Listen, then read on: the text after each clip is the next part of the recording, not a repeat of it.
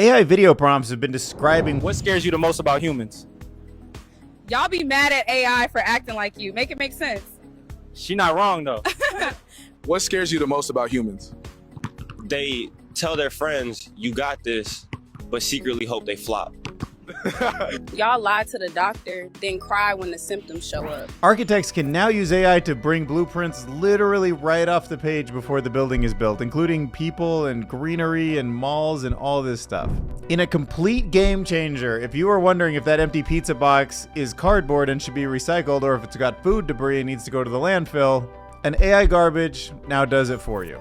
And what feels like somebody we needed in just the nick of time, Harvard scientists have now used AI for a new peace tech tool, simulating world leaders so we can avert World War III. CRISPR does look like it's on the verge of curing Down syndrome. It's possibly able to now, and maybe soon in humans, remove extra chromosomes. There's a new brain-inspired supercomputer that works pretty differently from most of the other stuff out there, and it's simulating 180 million neurons as we speak.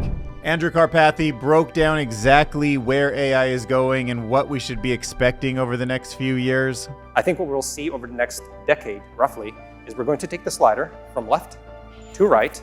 Arthur Giuliani wrote an introduction to adaptive narrative control theory, which is an interesting way to think about what's going on inside those black boxes of AIs. OpenAI found some features inside of their AI models that actually correspond to different personas. Just like humans, every AI is its own unique snowflake. Eddie Gent's going to talk about whether or not artificial superintelligence is nonsense or a genuine threat to humanity. AI can now look through vast amounts of social media accounts during disasters to help guide first responders in an optimal way. There's no evidence that AI systems are becoming more human-like every day. We're going to discuss whether or not that's a problem. And we're going to look at Ludek Chudnovsky's ideas about what exactly the skills are that AI can't replace that humans have. But first, let's check out some updates from Alan's conservative countdown to AGI. Still sitting at 94% of the way to AGI, we did get an update. It is a new robot that is pushing the frontier of what end-to-end AI models can achieve in the real world, with an early preview of model capabilities. Oh wow, sorting screws, huh? Folding them into a taco using a paper plate to then put it in a glass jar? That was human domain. Dang. Yeah, don't forget that drop one. That's very human.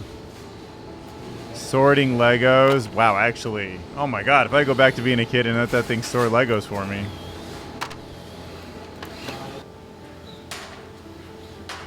Yeah, look at him just working away there.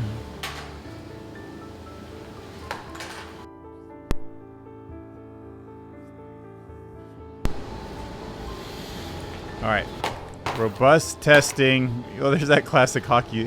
Why is everybody using the hockey stick to mess with, you know? I mean, there's all sorts of types of sticks out there. Why is it always a hockey stick? Once Boston Robotics set the trend. But yeah, even with hockey stick interference, looks like this robot has no trouble, sort of slowly, but still super impressively assembling the box.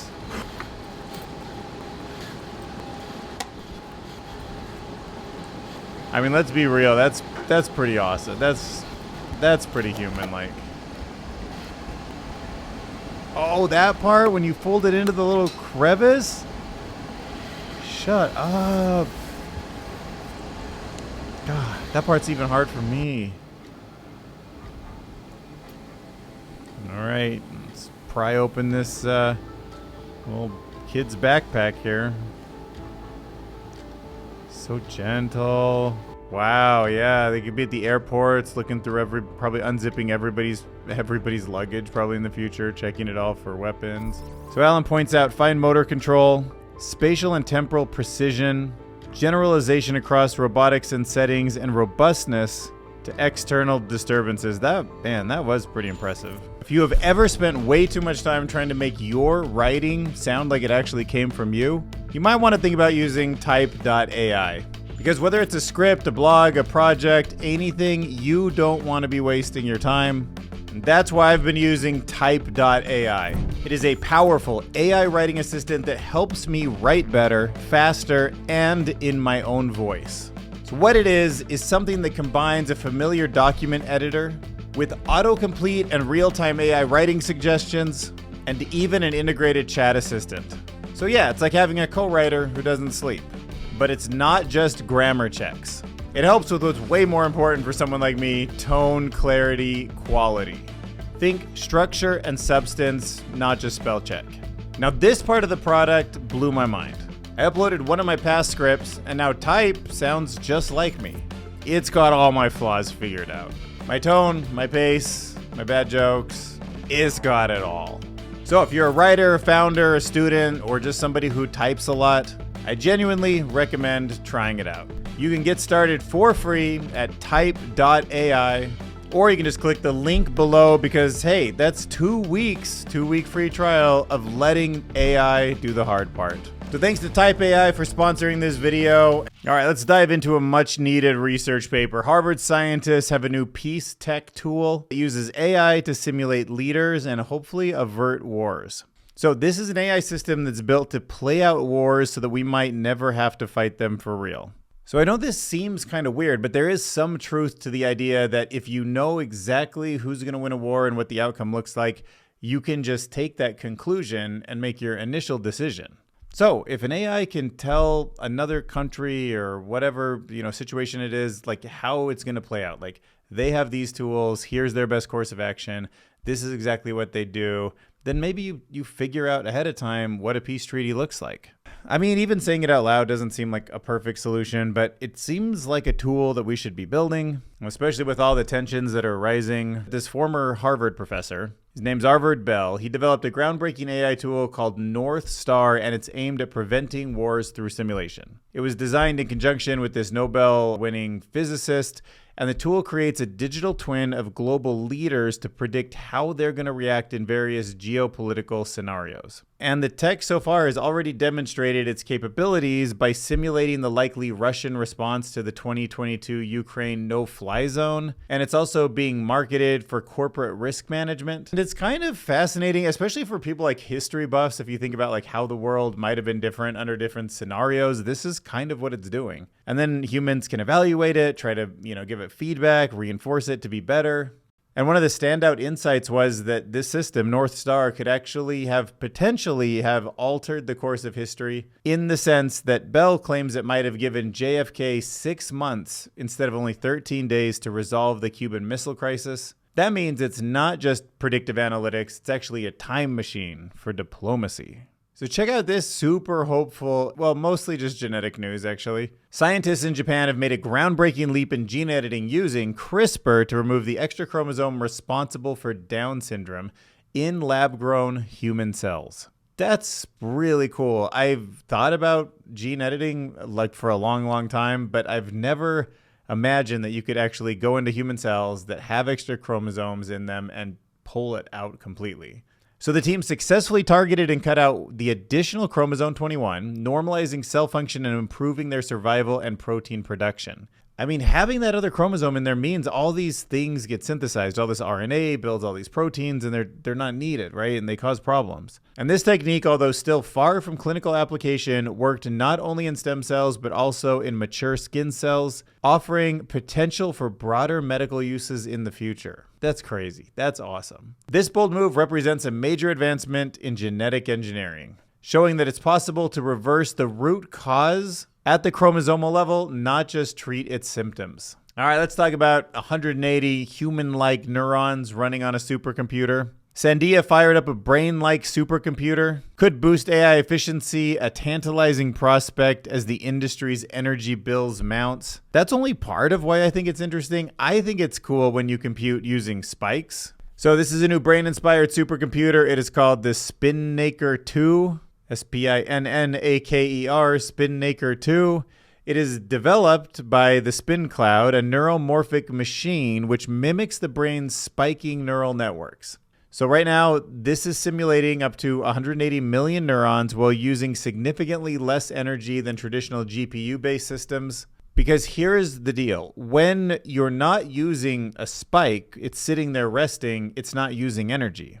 When you have these trillion parameter models like the GPT series, every one of them has some value, usually between 1 and 0, that it's got to hold, and then it's got to check, and you've got to track, but it's holding all of those sort of in memory at the same time. It's taking up energy.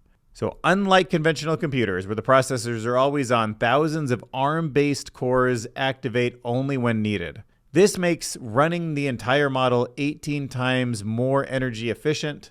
And it also kind of hints at the human brain, right? Like everybody says, wow, the human brain is so energy efficient for what we can do. Well, that's because a lot of those neurons are sitting there at rest right now. You're just using the ones that are needed. So this breakthrough comes as AI power demands soar, with data centers potentially consuming 20% of all global energy in the next year or two. Wow. I knew they were taking up a lot of energy, like Bitcoin style, but consuming 20% of global energy is wild. The main challenge facing neuromorphic computing is that it just operates in a fundamentally different way compared to the existing AI systems. Maybe it's worth rebuilding some of this infrastructure around it, so we'll see. So always interesting, Andrew Karpathy, famous AI researcher and just basically guy who experiments with stuff and explains things really well.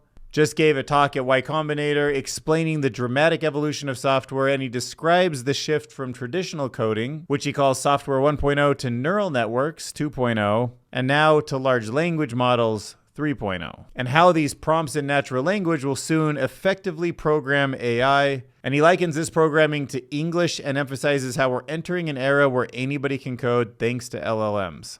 And also talks about how there's really never been a technology like this that was just democratized first. Like he points out, a lot of times in history, the military would build something and then it would kind of be backported into society where we could actually then find new use cases that weren't, pushing war. But now it's like the opposite. He's like, there's more people building more regular products with AI, and then the military is almost catching up. So it might be the first time more people have had it in the first place, just kind of flipping the traditional trajectory of how technology develops on its head. So remember, don't think of AI as a tool. Think of it as a partner. Next up, let's talk about adaptive narrative control theory. Arthur Giuliani wrote this on Medium.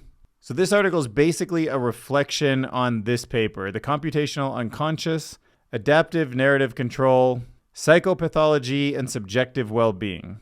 So the central idea of the paper is that adaptive narrative control theory, ANC, is a blend of neuroscience and psychology to explain how we develop mental habits that shape our emotional lives. So by then applying an active inference network, the ANC proposes that our brains construct internal narratives through mental actions that are aimed at minimizing emotional discomfort. Kind of resonates with me, right? Like when you think of something and you're like, oh, it gives me the ick, you stay away from it. It's food, it's people, it's movies. I mean, emotional discomfort can come from so many different places. And of course, evolutionary speaking, that's a really good thing. However, while these strategies may offer short-term relief, they often can turn maladaptive when overused, ultimately derailing long-term well-being and goal achievement. And to try to remember that your representation of something that might give you the ick comes from a sequence of mental actions or mental learnings or mental memories that you have around that. So updating them to something more positive if you don't like that it comes with the ick. So it's the idea that our brain is actually wired in avoidance patterns, and that's how we need to go about fixing our sense of self and what we want to get out of the world. So let's take the example of a bright pre-med college student taking an important test for their biology class. The student has studied hard for the test and expects to do well on it. To their dismay, they find out that the test is much more difficult than expected. Once the test is graded and returned to them, they find that they failed it by a few points. This realization is incredibly painful to them, generating significant prediction error that clashes with their model of themselves as a successful student and a future doctor. And this interferes with their sense of self-worth and identity. So by then becoming avoidant, in the short term, they're able to relieve their stress and enjoy their college activities. But in the long run, their intentional inattention to the failed test results in them not being able to put as much effort into the next biology exam. Kind of agree with this adaptive narrative control theory, or at least it's kind of resonating with me right now, so wanted to share. So OpenAI has found features in AI models that correspond to different personas. Just like how people are different. So they have uncovered an intriguing hidden feature within AI models that seems to be corresponding to different personas. That means patterns in how the AI behaves, including some misaligned or toxic tendencies. By analyzing the model's internal data, the OpenAI researchers found that they could actually adjust these features as well, meaning that they can now dial in, dial up, or down certain behaviors. This is not a joke. This is not from the movie, like sarcasm or villainous responses. Probably help. Yeah, you can use it to find your way back to the ship after I blow you out the airlock. What's your humor setting, dog? Yeah, That's 100%. Let's bring it on down to 75, please. Stage 2, separation. Kind of reminded me of that clip, you know. TARS, turning down 75%. But this discovery adds a new tool in the quest to better understand the control of AI, especially when models exhibit unsafe or misleading behavior. And it builds on broader interpretability research that's aimed at demystifying the AI's black box. So kind of a big deal. I mean, it sort of seems like the same stuff that was coming out of Anthropic, but just having it come out of OpenAI now means that maybe these trends are catching on. It actually gives me more hope. I'm ratcheting down my doomerism just a few notches because of some of this new research. I mean, they found that emergent misalignment, where AI models start to behave badly after being fine-tuned on flawed data, can actually be reversed with just a few hundred examples of good behavior. Even more wild, they identified that internal features of the AI akin to neural network activations in the human brain suggest that we're inching closer to cracking how these models think and possibly giving us a better way to steer them towards a safer outcome. Next up, Ed Gent is going to talk about whether or not artificial superintelligence is a sci-fi nonsense or if it's a genuine threat to humanity. So the article breaks down where we're at now, ANI, artificial narrow intelligence, where you get some cases where it's superhuman and some where it's kind of off the wall, to AGI, which is generally self-recursive, meaning it can generally see its own problems and start fixing its own faults, updating its own code, running its own model, like making its own data to learn from. And then you generally get it fixing up all of those loose ends, crossing the uncanny valley in most cases, robots in the real world. And then we move into ASI, where it's everything, right? All the robots are building houses and folding boxes, like we saw before, like using paper tacos to like put tiny things in jars. And they're doing them better than us. And then you have to ask about creativity, right? Like if they're actually more creative than us, they're better at making decisions, they're better at emotional intelligence, strategic thinking, scientific insight. What is the world about for you and I? So on the positive side, a machine with an almost unlimited capability for intelligence could solve the world's most pressing challenges, could remove the friction from the creation and dissemination of food, education, healthcare, energy, transport, so much that we can bring the cost of those goods down to zero. It's not even a universal basic income, I guess, if you can just get anything you want for so close to free that it doesn't matter. I mean, if a flying car and a house are just pennies or dollars to make, then we'll just make as much as we want of them.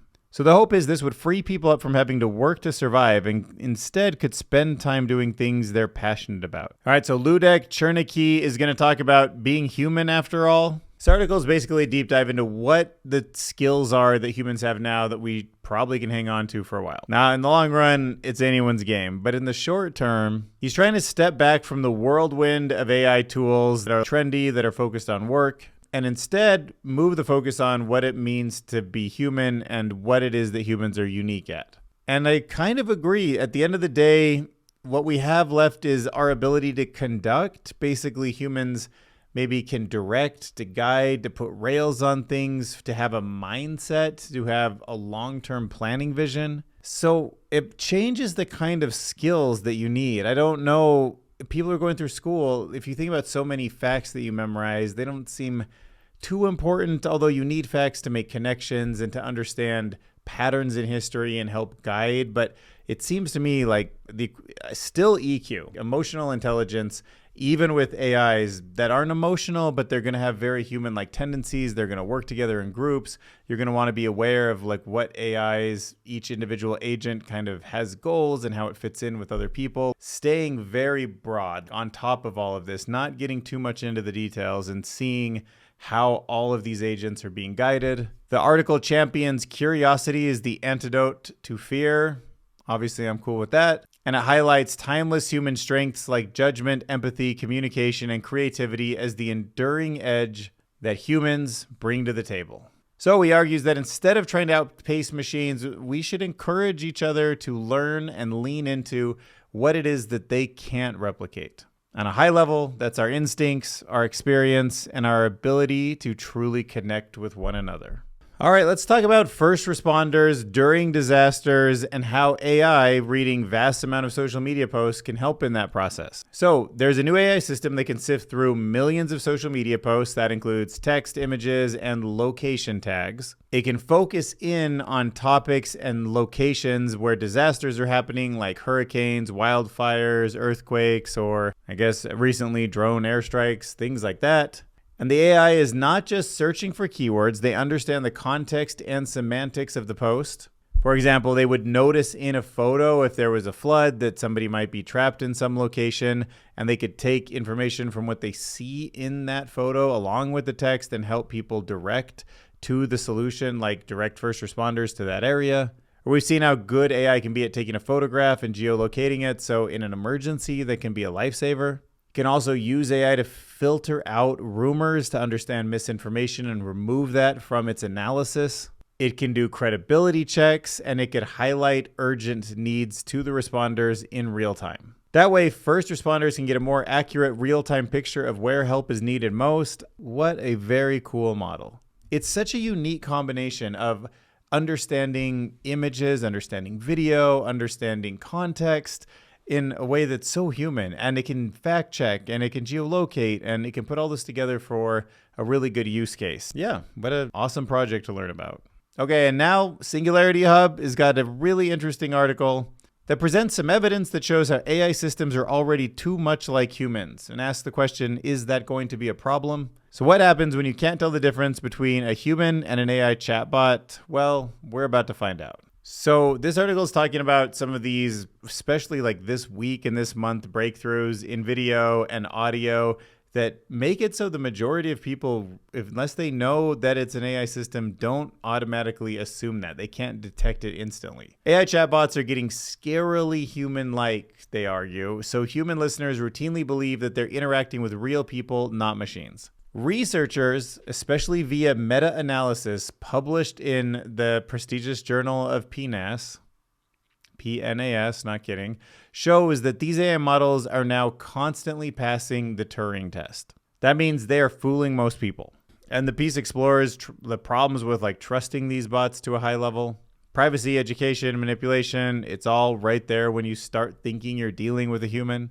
When it sounds convincing, especially if you ask, are you an AI? Are you a real person? Are you a robot? And it's like, yeah, I'm a human, not a big deal. And it's not. That's manipulation. That's lying. That's a new problem we've never really had before.